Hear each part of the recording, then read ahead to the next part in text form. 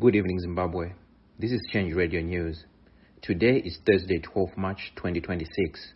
The news read by Tinashe Mtamiri. Here are the news headlines. President Nelson Chamisa calls on professionals to defend citizens' rights amid oppression. Retired generals challenge constitutional amendment bill. Analysts criticize Paul Mangwana over remarks on constitutional amendment.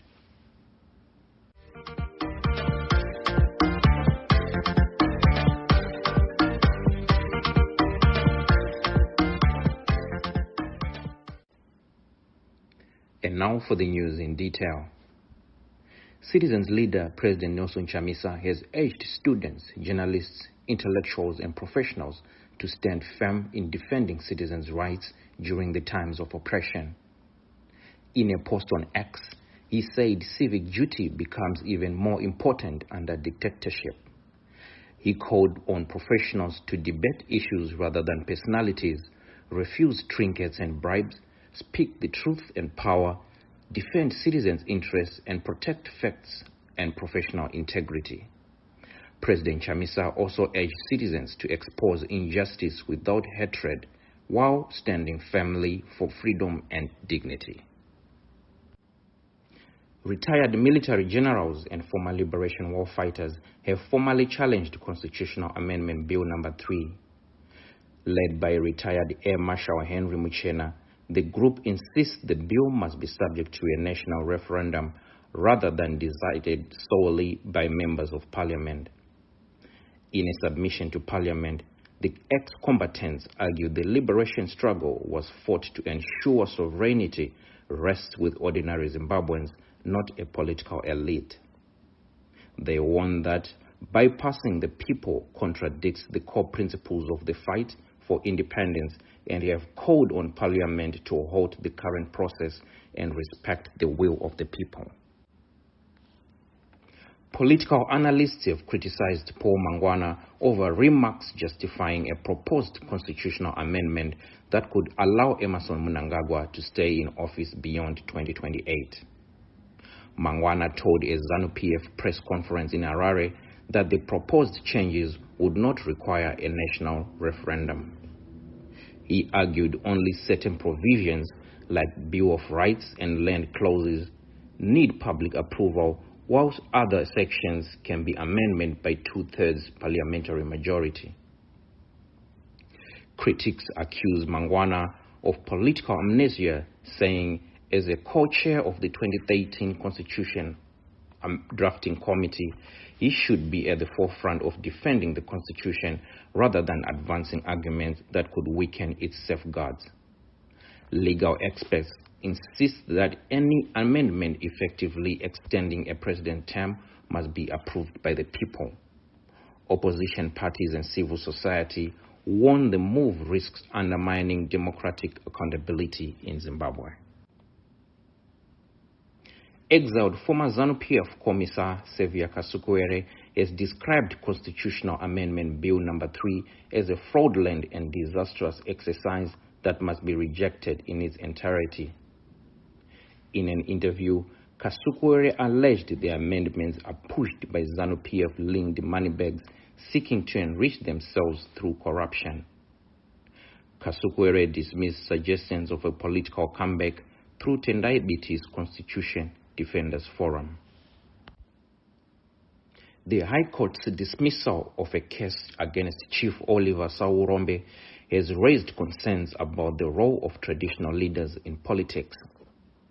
The case was brought by preacher Fadzayi, who accused the chief of endorsing Mr. Emmerson Mnangagwa for a lifetime presidency. However, the court dismissed the application, citing lack of authenticated evidence and ruling that the applicant had no legal standing. Critics say the ruling does not address growing concerns that some traditional leaders are openly supporting ZANU-PF, despite the constitution requiring chiefs to remain politically neutral and serve all citizens equally. The Geneva Summit has written to United Nations Secretary General Antonio Guterres, expressing concern over the threat of arrest faced by human rights journalist Blessed Mhlanga at the hands of the Mnangagwa regime. Mhlanga addressed the Geneva Summit last week, chronicling the challenges he and other human rights defenders face, including arrests and pre-trial detention. The summit states that as a result of the threats Mhlanga is facing back home, including being labeled a criminal, he has not been able to return to Zimbabwe. The letter urges the UN to intervene and ensure the safety of the journalist. Advocate Fadzayi Mahere is challenging a High Court judgment in a defamation case brought by Youth Minister Tino Machakaire. She was ordered to pay $33,000 in legal costs after her objections to the case were dismissed. Mahere has now filed for a stay of execution, which could delay payment while her challenge is considered. The dispute relates to social media posts in July 2025 in which Mahere questioned Machakaire over alleged tax irregularities linked to vehicle imports.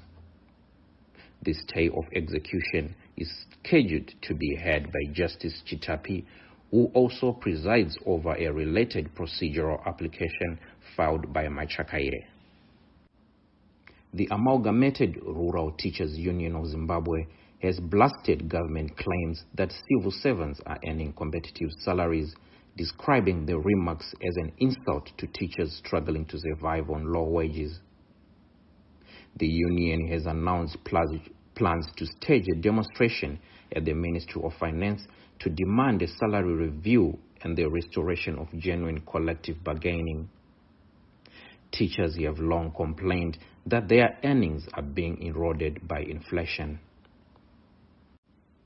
And in news from local communities, police have impounded more than 1,000 vehicles this week in a nationwide crackdown on unregistered vehicles and those illegally fitted with sirens, blue lights, and other unauthorized gadgets. The operation covers all categories, including private cars, government vehicles, and public service vehicles. Authorities say the blitz follows a stage of criminal activities where motorists deliberately remove registration plates to evade identification. In international news, South Africa has summoned the new U.S. ambassador, Brent Bozell, over remarks on racial policies and court decisions. Bozell, who took up his post last month, called an apartheid-era slogan hate speech and criticized policies supporting black South Africans. Ties are already strained over South Africa's genocide case against Israel and former President Donald Trump's claims that white South Africans face persecution. Iran has set ablaze 2 tankers in Iraqi waters, escalating attacks on oil and transport facilities across the Middle East. Tehran has warned global oil prices could reach $200 a barrel, challenging claims by U.S. President Donald Trump that the United States had already won the conflict. The crisis began nearly 2 weeks ago with joint U.S. and Israeli airstrikes on Iran, which have reportedly killed around 2,000 people and disrupted global energy markets. And finally, in sports news, Warriors coach Marian Marinica has announced the squad for the upcoming Four Nations Cup, with midfielder Marshall Munetsi surprisingly left out despite scoring 3 goals in 3 League One matches for Paris FC. Skipper Marvelous Nakamba returns to lead the team while Thando Ngwenya receives a call-up. The squad includes goalkeepers Elvis Chipezeze, Future Sivanda, and Mali Tawaziwa. Defenders Andrew Mbeba, Emmanuel Jalai, Kobin Mutunzi, Munashe Garananga, Gerald Takwara, Isheane Sumauchi, Teenage Hadebe, and Shen Maroza. Midfielders Nakamba, Jonah Fabiash, Panashe Makwiramiti, Prosper Padera, Bill Antonio, and Sean Fusire. And forwards Tawanda Maswanise, Knowledge Msona, Prince Dube, Daniel Musendami, Macaulay Bon, and Ngwenya.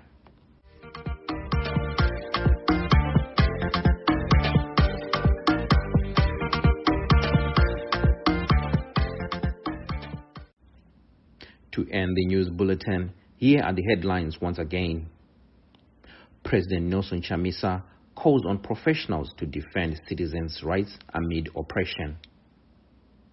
Retired generals challenge constitutional amendment bill. Analysts criticize Paul Mangwana over remarks of constitutional amendment.